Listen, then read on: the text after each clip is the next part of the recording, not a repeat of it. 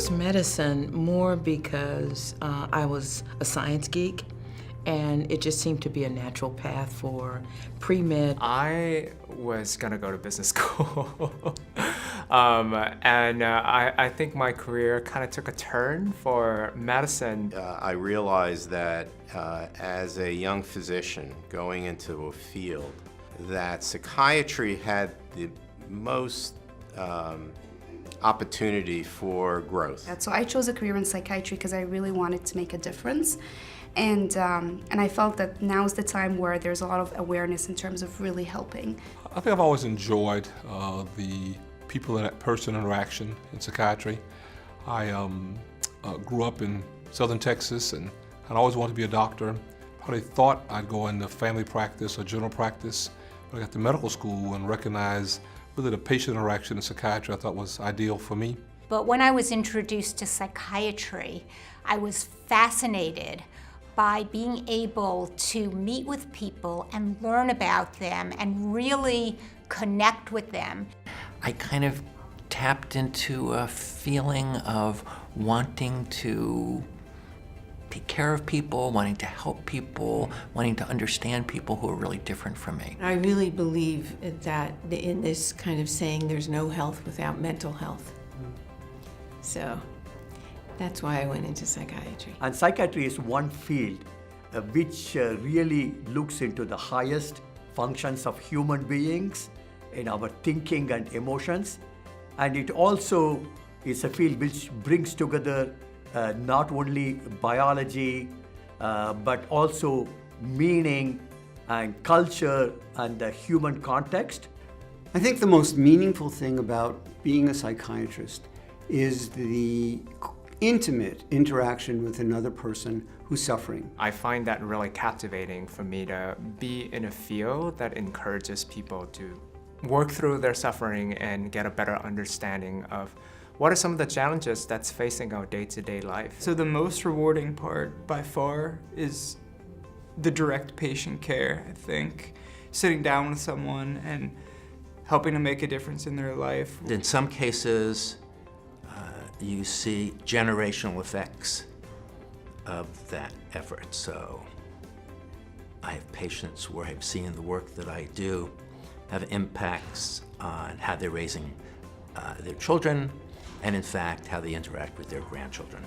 Well, knowing that were it not for my interventions, that people would have had very bad outcomes, dying. I see a lot of suicidal people, and a lot of them I know, were it not for the interventions that we were able to do together, they probably wouldn't still be around. It's about getting to know people and connecting with people. It makes you have to be the best person that you can be. I believe in the power of organized medicine. I mean, individuals can do just so much, but organizations can do a lot. And I think that the APA is crucial. Organization really devoted to enhancing the health of our patients, and also the networking aspect. That is extremely important. My initial involvement was on the Committee on Women, and to meet women from around the country, and of course we all had similarities, but we also had many different careers and many different ideas. There were actual skills that I was gaining by being a part of the APA. And then quite frankly, I was able to have casual conversations with national, sometimes even international experts within the field of psychiatry that had I not been involved with the APA, there's no way that I would have come in contact with them. It contributes a great deal to my professional satisfaction when I feel like I'm part of something that's greater than the individual workplace where I am. It's educated me a lot about diversity.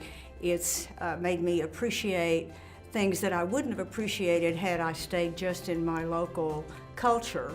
Well, I've learned a lot about national advocacy, what's going on in national politics as well as state politics, and how it influences my practice. My involvement with APA has been one of the most rewarding parts of my career. So you have this big organization which is almost an umbrella over all the members and the providers, and you have people involved at different levels to execute these different responsibilities, that gives you like the effect across the country in different areas of need. I feel like we've come a long way in understanding how to treat mental illness. We still have a long way to go in understanding how to prevent it. I think having stigma decrease to such a large degree in such a short amount of time is really, really exciting to me. I think there's reduced stigma, increased knowledge in neuroscience, and I think an increased interface with social justice, which I think also is poising us really well to have a really important role within the House of Medicine. We will be able to impact the lives of individuals more than we ever have before. So I find that thrilling. I'm totally excited as a community psychiatrist about the fact that we are focusing more of our attention, more of our training, more of our professional development on understanding the impact of social determinants of health. What I really celebrate and really value about members in psychiatry is that they've always been there for their patients and for their profession. And that is why the cornerstone of this organization 175 years later is still going strong. Most people who are attending this meeting know already that this is a very special meeting. We're celebrating our 175th anniversary as an association. And so we've planned some special things, one of which is story booths. They're going to be scattered all around the convention center. And I'm asking people to take a few minutes, go in and share their stories, just as you've seen in this video of some of your colleagues and other members of the association. Go in and share your story and tell people why you chose psychiatry and what you're most proud of that the APA does and how you see this as a continuing thing into the next 175 years.